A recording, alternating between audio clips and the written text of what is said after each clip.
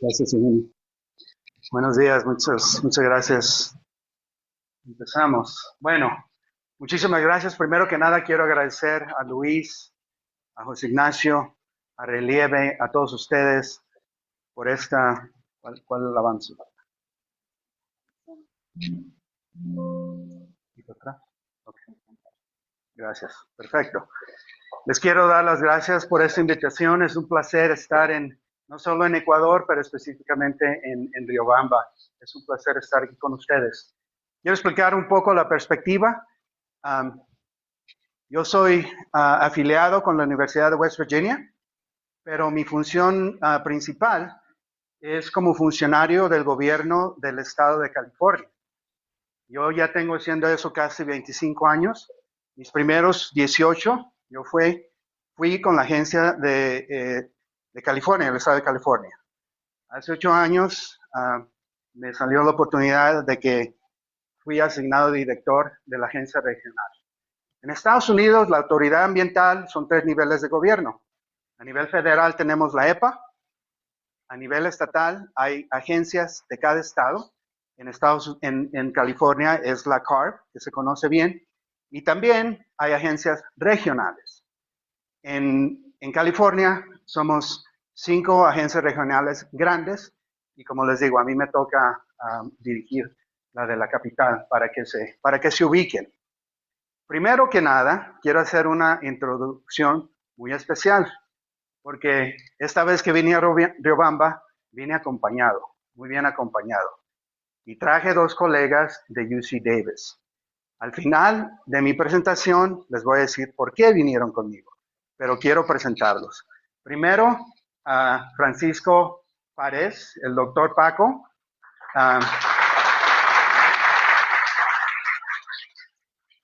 Él es investigador de UC Davis, ya después les decimos de qué instituto. Y también con Paco y conmigo viene Carolina Leponte, Caro. Ella es estudiante de doctorado, que ya está por graduarse, y como les digo, gracias que me acompañaron. Al final les decimos por qué estamos los 3 aquí. A mí me toca... No, eso no. A mí me toca explicar lo que muy bien dicho nos dijo el profesor Miguel ayer. A los académicos les toca identificar los problemas. A los servidores públicos nos toca armar las políticas públicas para resolver esos problemas. Así es de que para que se pongan en contexto, en términos de la energía, si tomamos como ejemplo los Estados Unidos, sabemos lo obvio, la energía global está dominada por las fuentes fósiles. Y en Estados Unidos, como ustedes pueden ver aquí, la mayor de nuestra energía viene ya sea del petróleo, del gas natural o del carbono. En esta conferencia lo que más nos interesa es el sector de transporte, pero no es el único importante. Nosotros podemos tener una conferencia relieve en cada sector. Y aquí, como ustedes ven, en el sector transporte, el reto que tenemos con el medio ambiente es porque está dominado, sigue dominado por el petróleo, el combustible diésel y el combustible de gasolina. Obviamente ya están cambiando las cosas, pero la transición ya empezó, pero va lenta. Claro, se presenta ya importante presencia de la energía renovable. En Estados Unidos la que domina es el viento y la solar, pero hay otras. Y aunque estamos viendo muy buen desarrollo y muy buena competitividad en términos de costo, hoy en día en Estados Unidos la energía más barata, de menos costo, es la energía renovable. Pero como ustedes ven, todavía nos queda mucho por reemplazar el resto. Y de ahí vienen los problemas que tenemos con la contaminación. La contaminación es un problema global, obviamente. ¿Por qué? Porque la tecnología principal que se ha desarrollado para sacarle la energía química que tienen estos combustibles fósiles, el petróleo, y hacer esa combustible, esa energía química, hacer la energía mecánica de uso, la tecnología principal ha sido la combustión. De ahí vienen las emisiones, de ahí viene la contaminación. El motor de combustión interna, de mi parte, definitivamente es una de las invenciones de la humanidad más grandes que hemos hecho. Porque hay que decir las cosas claras. Estamos aquí con la vida que estamos acostumbrados por los combustibles fósiles y el motor de combustión interna. Lo que estamos queriendo ahora es beneficiarnos del conocimiento que se ha generado en la ciencia y en la ingeniería para contrarrestar lo negativo del motor, que son las emisiones. Y aquí estamos nosotros. Es un hecho científico que no se debata, el hecho de que si nos exponemos como humanos a la contaminación, va a haber impacto adverso a la salud. ¿Qué quiere decir? Yo digo, las narices y los escapes no son buena combinación. Entonces, cuando respiramos aire contaminado, se van a presentar impactos importantes, obviamente en el sistema respiratorio, también en el sistema cardiovascular, pero hay muchos más. Y por eso la Organización Mundial de la Salud ha identificado como prioridad atacar la contaminación para mejorar la condición de salud pública mundial. Nosotros tuvimos la oportunidad que fuimos invitados a una conferencia en Cartagena este año. Fuimos parte de unos 700 delegados invitados de todo el mundo, donde se recalcó la importancia de las normativas de calidad del aire. Y hoy en día, la Organización Mundial de la Salud nos tiene la normativa de calidad del aire más restringida de todo el mundo, inclusive más restringida que Estados Unidos y de California. Y cuando estuvimos en Cartagena, ese fue el tema, de que si eso es suficiente, cómo aceleramos el progreso y a dónde vamos para que todos se beneficien de lo que ya se conoce sobre el impacto. En términos de nuestra investigación más reciente, el más reciente trabajo que hemos hecho sobre el impacto a la salud es con mi buena colega Lilian Calderón, ella es profesora en la Universidad de Montana, y hemos estado viendo con el equipo de ella el vínculo entre el respirar aire contaminado y unos impactos en el cerebro. Y lo más problemático que hemos identificado es de que en un estudio de jóvenes de la Ciudad de México, Lilian ha hecho patología de muestras del cerebro de estas personas jóvenes que obviamente ya han fallecido, y lo que estamos viendo es de que cuando estás expuesto a la contaminación por mucho tiempo, como por ejemplo personas que viven en ciudades contaminadas, esos cerebros jóvenes presentan enfermedades como el Alzheimer's, que hace que el cerebro parece más bien de un anciano. Entonces, obviamente es preocupante. Ay, ¿me la avanzas, por favor?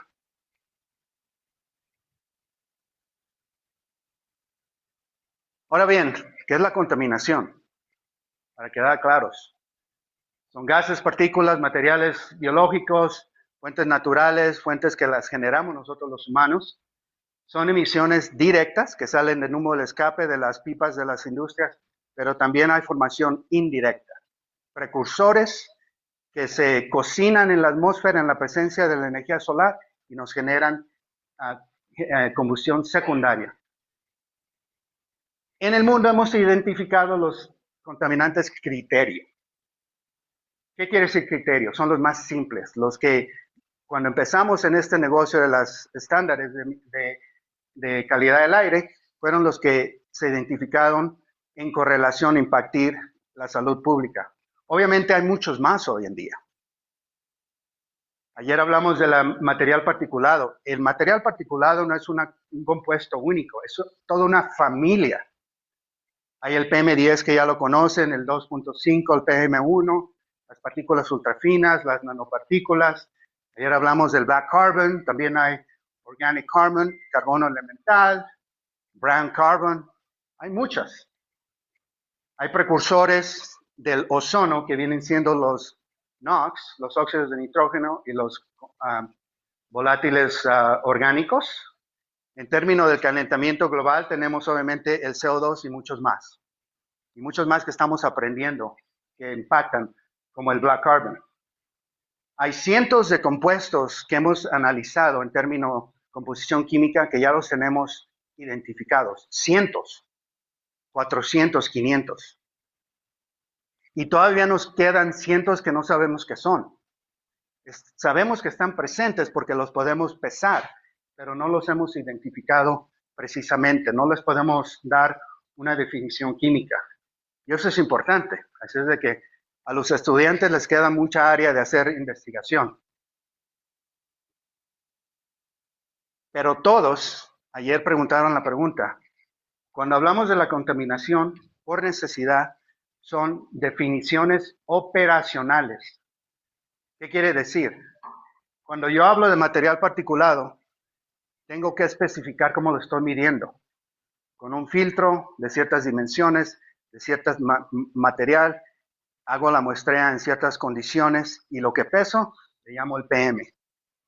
Si cambio cómo lo mido, eso va a ser algo diferente. Entonces, estas definiciones operacionales es lo que la política pública le pone por ley. Eso es lo que la industria tiene que cumplir.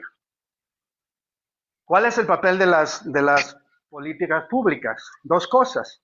Definir qué es el aire limpio. Y el aire limpio es un aire que cumple con la normativa de calidad del aire ambiental. En Estados Unidos tenemos las NAAQS, National Ambient Air Quality Standards. Aquí las tienen ustedes también. La Organización Mundial de la Salud tiene las suyas. Estas son responsabilidad de los gobiernos. A nosotros nos toca hacer la planeación.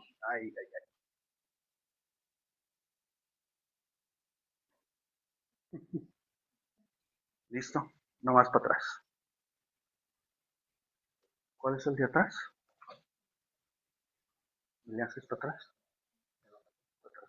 Ahí. A nosotros los gobiernos nos toca hacer la planeación, cómo vamos a cumplir con la normativa, la medición de monitoreo de las emisiones y también, obviamente, la responsabilidad de que se cumplan con esas normas. ¿Qué le ponemos en la política pública? La normativa establece los límites de emisiones y lo más importante, tenemos que demostrar dos cosas. Que el costo-beneficio sea positivo, obviamente, que pueda ser factible comprar esas tecnologías y también, obviamente, que el diseño de los motores, los vehículos, los combustibles y los sistemas de postcombustión, de control de emisiones, puedan generar esas reducciones que necesitamos. Cuando hablamos de combustibles limpios en este sentido, tienen que ser de bajo azufre. ¿Por qué? Porque el azufre envenena a los dispositivos. El azufre es oxidado preferencialmente en los catalizadores que esos sistemas tienen y por eso dice que baja la eficiencia. No quiere decir que los mata, los envenena. Si le bajas el azufre ya trabajan de mejor manera. Por eso es tan importante y por eso hablamos tanto de la importancia de tener bajo azufre en nuestros combustibles, diésel y gasolina. ¿Me la pasas, por favor? ¿Cómo le hacemos la política pública? La estrategia principal son las estándares de emisiones, que ustedes ya las conocen bien. Las de Europa, de Estados Unidos, en California, en Japón, las de la India, todas funcionan similarmente. Identificar la tecnología con costo-beneficio bueno y identificar la tecnología que nos pueda bajar la emisión, sin sacrificar el rendimiento y comportamiento de los motores y vehículos. Y por eso aquí ven en estas cajitas que a través de los años se hacen más restringentes porque la tecnología evoluciona, los combustibles se mejoran, los controles de emisiones de postcombustión se hacen más buenos y por eso nos ha dado esta ventaja de poder bajar las emisiones tan bajas, ¿verdad? Que casi ya estamos hablando, si hablamos de los años 1980, le hemos bajado las emisiones a los vehículos 99%. Es un tremendo éxito tecnológico. ¿Dónde hacemos las pruebas? En los laboratorios de emisión, donde ponemos el vehículo en un dinamómetro, lo medimos con estos túneles de dilución que son muy complejos. Esto lo pusimos en la ley, en la pública, porque no teníamos más herramientas.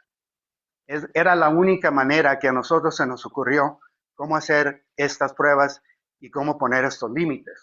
Pero ahora ya tenemos tecnología mucho mejor. Ahora podemos hacer todo esto con los PEMS.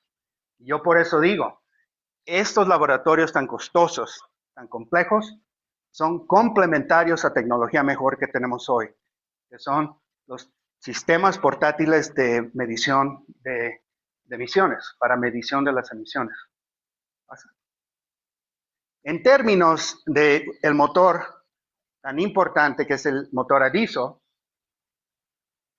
ya lo resolvimos. El clean diesel sí existe, siempre y cuando se cumplan las condiciones. Para bajar el material particulado tenemos que tener un filtro de alta capacidad. Para bajarle la emisión de NOx, tenemos que tener otro dispositivo, el SCR de alta capacidad. Una invención de California que ahora se ve en todo el mundo, es el OBD, el monitoreo a bordo, que te diagnostica cuando haya falla.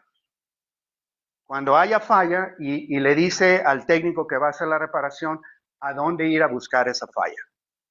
Porque imagínense, sin el OBD, ¿cómo va a saber el técnico? Va a tener que separar todos esos sistemas, es imposible. Y lo último, obviamente, hay que tener muy buena inspección y mantenimiento.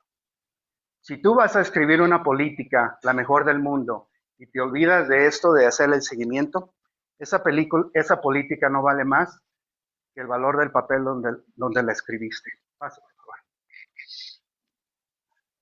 Ahora, ya para pasar, hay combustión de mucho más baja de emisión, pero yo digo, la combustión es la combustión y nos va a generar compuestos que no son buenos para la salud. Eso que quede claro. El gas natural, nosotros todavía tenemos vehículos que andan circulando, clean fuel vehicle, vehículo de limpio combustible. Bueno, relativamente, pero no es tan limpio como antes pensábamos.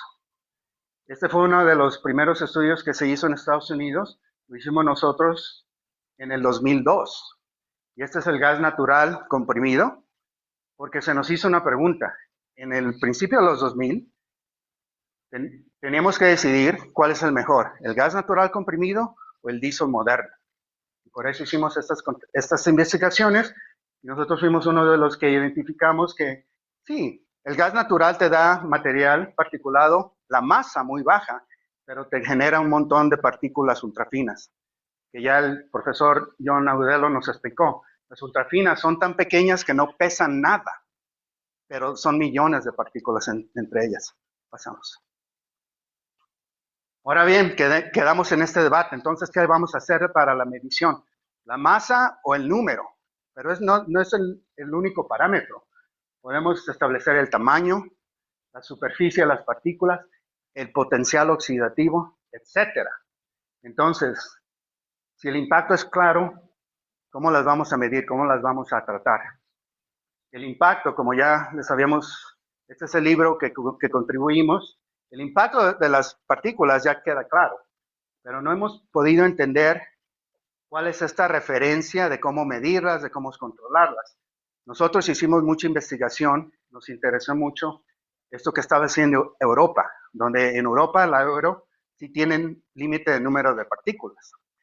Pero a nosotros nos llamó mucha atención esta decisión que tuvieron de decir, nada más vamos a contar las sólidas de 23 nanómetros y más grandes. Y nosotros dijimos, ¿pero por qué? Hicimos una investigación y argumentamos que no es necesario nomás contar de los 23. Puede contar uno hasta los 10 como lo están haciendo ahora y hasta menos. Hoy en día tenemos contadores muy capaces que podemos contar hasta los 3 nanómetros.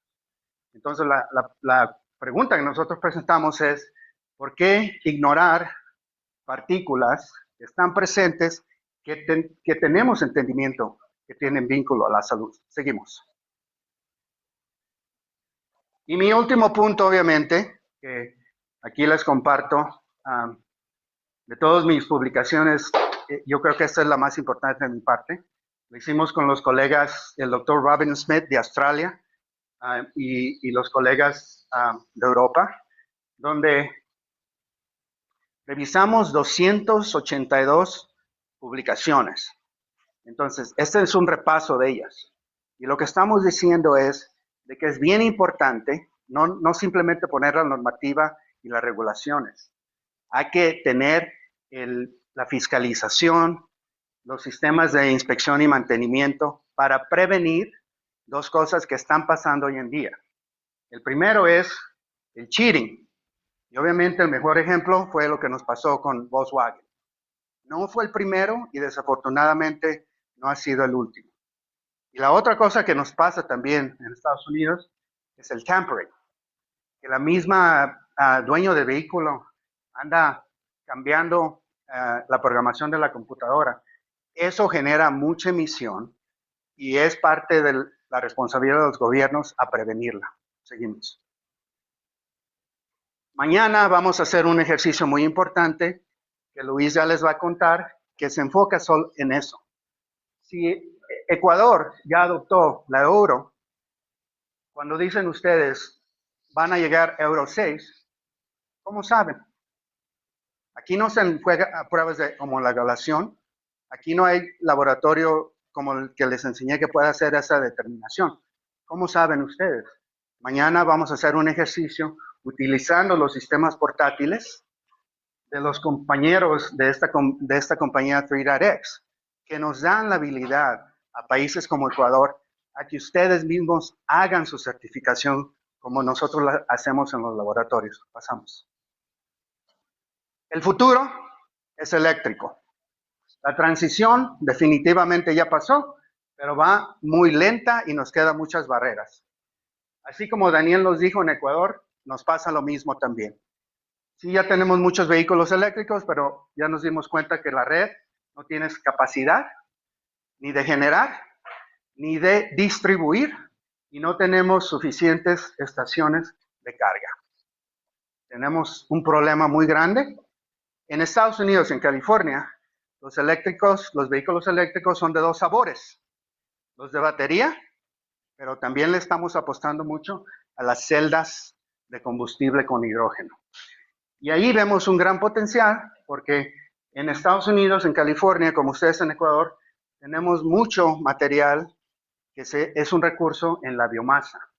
Así es de que le estamos apuntando mucho a eso y también se genera interés en tecnología relacionada. Hay interés en la combustión interna, pero en vez de diésel, ponerle hidrógeno. Hay interés en los camiones pesados, hacerle el battery swapping, quitarle una batería descargada y ponerle una que ya está cargada. Obviamente los biocombustibles siguen siendo importantes y algunas otras cosas más. Pasamos. Y lo último, como les decía, les doy las gracias porque estamos aquí con ustedes. Los esperamos en California para Relieve 2026. Mis colegas de UC Davis, el Instituto de Estudios de Transporte, vamos a ser colaboradores para darles la bienvenida. Esperamos verlos por allá. Muchas gracias.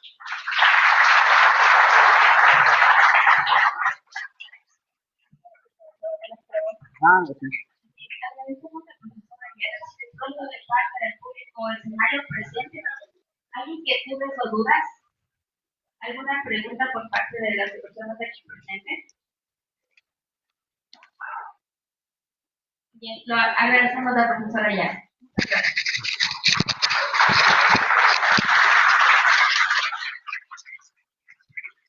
Bien, como segundo, felicita el